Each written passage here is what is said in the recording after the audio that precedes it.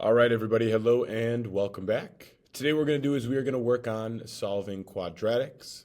So as you can see at the top here, I listed out our first couple steps. No matter what method you're going to use, which we're going to talk about in a bit, you always want to set your quadratic equal to 0. And the reason that is that tells the person solving, whoever is doing the problem, that we are looking for our x-intercepts. That is the only way we know how to solve quadratic functions. So we set our y value equal to 0, and then typically what we want to do is we want to look for a GCF, or a greatest common factor. If you can divide something out from both sides, so from all the coefficients on one side and then all the coefficients on the other, that will allow the solving process to be a lot simpler, so it's definitely something you want to try to do right away. Now, if you don't, or if you can't find one, it's not the end of the world. You'll just be dealing with a little bit larger of numbers in your calculations, but you should still end up with the same answer. Now, our third step is going to be to choose the correct method to solve. We have graphing, factoring, inverse operations, which is like taking the square root, and quadratic formula. Now, each method has its own pros and cons. Today what we're going to do is we are going to focus on factoring. So here's our first problem. It says x squared plus 7x plus 10 is equal to 0. Now, that first step is already done for us. Our second step would involve looking at our coefficients here and seeing if anything multiplies into each of them, and other than one, it does not, so therefore there's no GCF for us to factor out. So we can go ahead and continue with factoring. Now in this case, I'm going to show you how I learned to factor, which is essentially using our knowledge of numbers and our number sense to break this down into two pieces. So if we recall, factoring is essentially like dividing. We're dividing this polynomial into two smaller polynomials.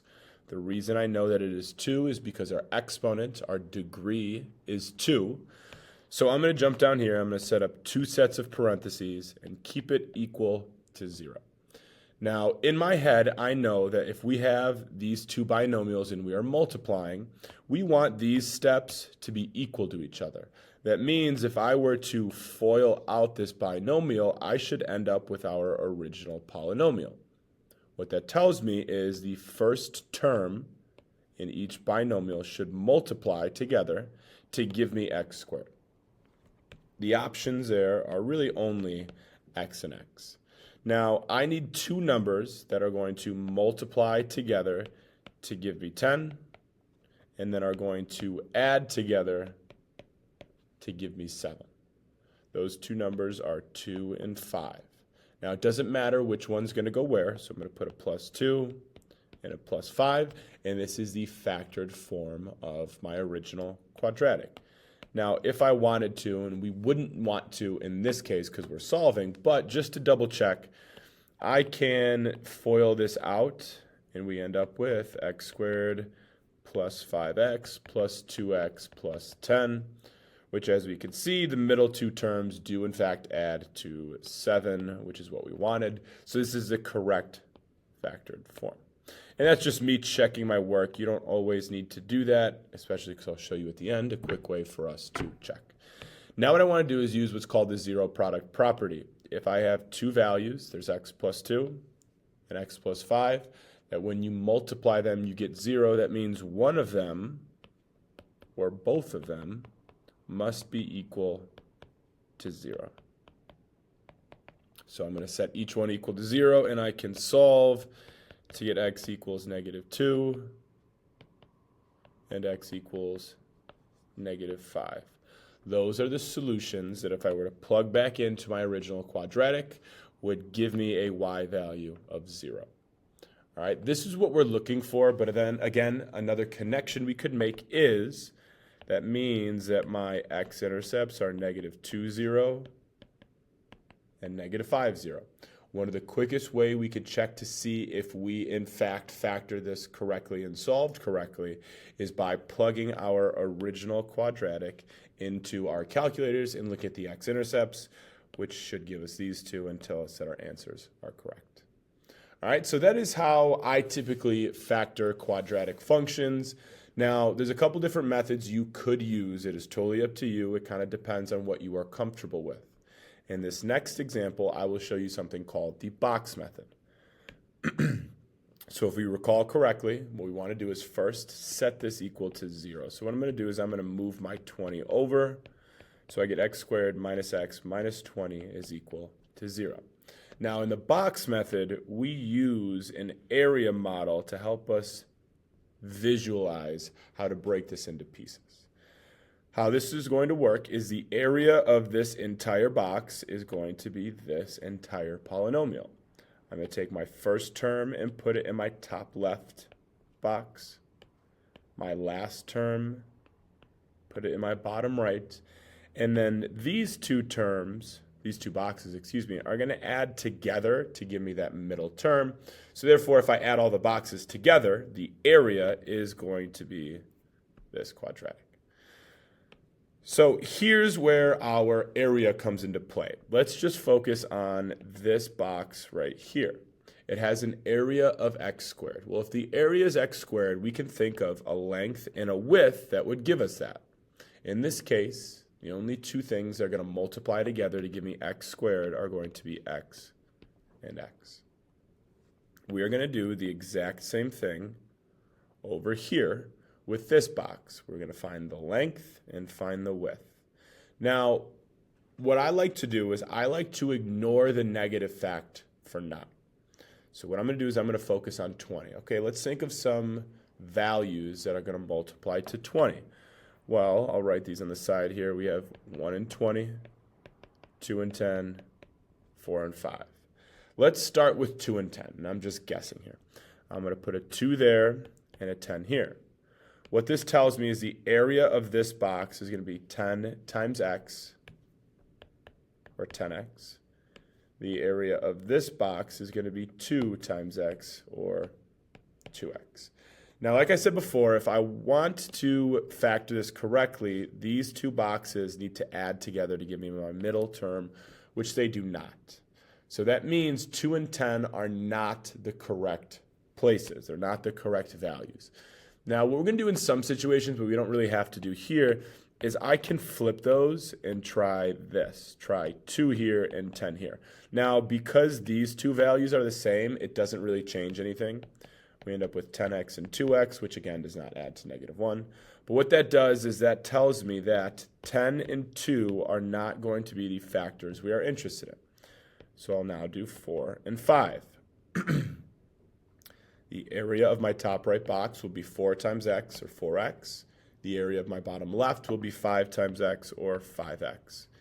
These two values can add to -1x if the 5x is negative. So that would work, and that would cause my 5 to become negative. And if we think about it now, -5 times 4 does in fact give me -20.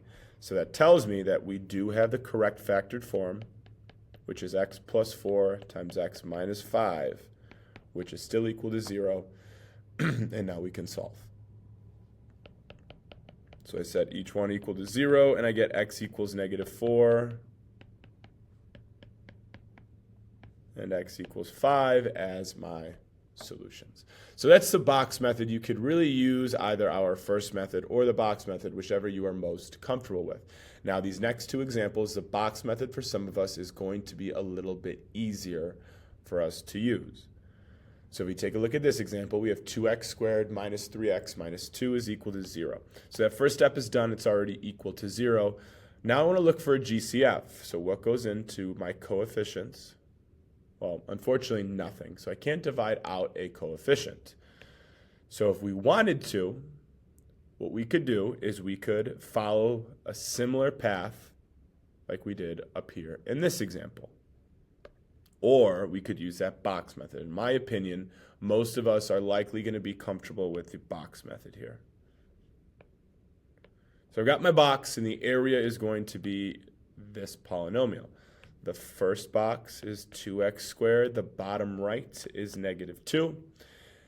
Now I need to think about, okay, what is the length and the width that gives me an area of 2x squared? Well, the only thing, two things, I guess, that are going to multiply into 2x squared are 2x and x. Now, it doesn't matter which one goes where. We could start by putting it wherever we would like. The next part is thinking of factors of 2. Again, this should be pretty easy. We only have 2 and 1. So if I were to multiply this out, I would get 1 times 2x, which is 2x, and 2 times x, which is also 2x. Now, there's no way that these two values are going to add to -3. So that means that my 2 and my 1 are not in the right place. So I'm going to switch them. I'll put the 1 there and the 2 there. Bottom left is going to have an area of 2 times 2x, or 4x, and then top right is going to be 1 times x, or 1x. These can add to -3x if the 4x is negative, which means my 2 would be negative. And as we can see, 1 times -2 is in fact -2, so this checks out. My factored form is 2x plus 1 times x minus 2 should equal to 0, and now we use that zero product property to solve.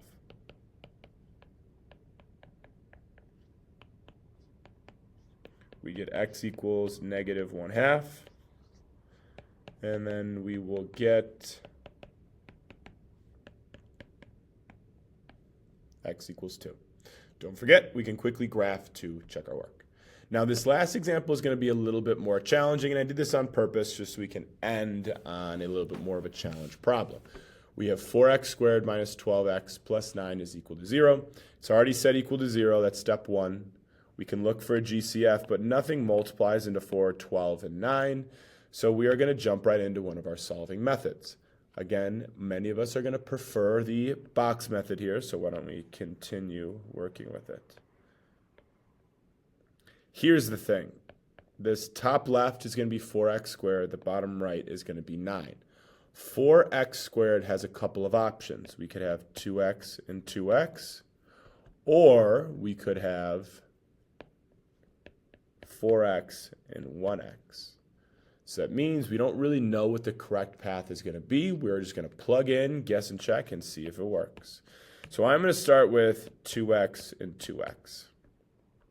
Now my factors of 9 are 1 and 9 and 3 and 3. So first I'll start with 3 and 3. So I'll plug those values in. We have 6x here and 6x here. And what do you know? Those can in fact add to a -12x if they're both negative. For that to happen, both of my 3's will need to be negative. And to double check, a negative and a negative do in fact multiply to a positive. So I just kind of guessed here by starting with 2x and 2x and then starting with 3 and 3, and it worked out. It might not, and then I would have had to try 1 and 9, and then I would have gone with 4x and 1x and tried the same thing for there, but it just happened to work out this way. So it worked out very well for us. Now I'm going to take each of my factors, set them equal to 0, and solve.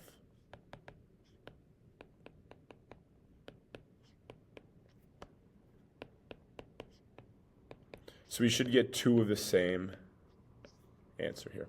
X equals 3 divided by 2. So that is all we're going to do for our factoring of quadratics at the moment. In a later unit, we will do a little bit more factoring, but for now, this is it. Most of our problems are likely going to look like one of these two. This does happen, but again, it's a little bit more of a challenge problem for us. As always, thank you for listening. If you have any questions or concerns, please feel free to reach out.